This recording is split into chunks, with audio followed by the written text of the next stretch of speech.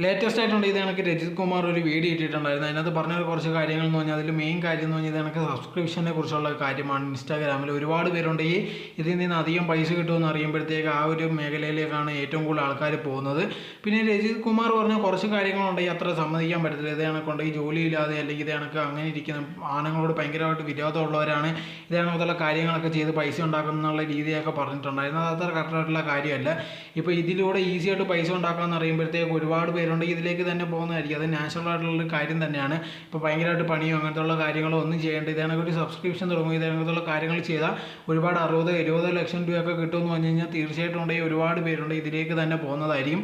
പക്ഷേ ഇത് രജിത് കുമാർ പറഞ്ഞൊരു മെയിനായിട്ടുള്ള പോയിന്റ് എന്ന് പറഞ്ഞാൽ കറക്റ്റ് തന്നെയാണ്. ഇത് കണക്ക് കുട്ടികളോ അല്ലെങ്കിൽ ആൾക്കാർ ഇതൊക്കെ കണ്ടിട്ടുണ്ടെങ്കിൽ ന്യൂജൻസ് ഇതിലോട്ടുണ്ടെങ്കിൽ വഴിതെറ്റി പോകാനുള്ള സാധ്യത വളരെയധികം കൂടുതലാണ്. കാരണം ഇത്രയും പെട്ടെന്നുണ്ടെങ്കിൽ പൈസ കിട്ടുമെന്ന് അറിയുമ്പോഴത്തേക്ക് തീർച്ചയായിട്ടും അത്രയും പൈസയ്ക്ക് ബുദ്ധിമുട്ടോ അല്ലെങ്കിൽ ഭയങ്കര എന്ത് ചെയ്താലും പൈസ ഉണ്ടാക്കാമെന്നുള്ള രീതിയിൽ ആൾക്കാർ മെൻറ്റാലിറ്റി ഉള്ളവർ തീർച്ചയായിട്ടും ഇതിലോട്ട് തന്നെ പോകുന്നതായിരിക്കും. പക്ഷേ നമ്മൾ എന്തെന്നൊക്കെ പറഞ്ഞാൽ പോലും ഉണ്ടെങ്കിൽ അതിലൊരു മാറ്റം വരത്തില്ല. കാരണം എന്ന് പറഞ്ഞാൽ അത് അവരുടെ ഒരു മൈൻഡ് സെറ്റാണ്. നമ്മൾ എന്ത് പറഞ്ഞാലും ശരി അവർക്ക് ഇതാണ് ഐഡിയ സെറ്റാവുന്നതെന്ന് തോന്നി കഴിഞ്ഞാൽ തീർച്ചയായിട്ടും അത് തന്നെ ആയിരിക്കും ചെയ്യുന്നത്.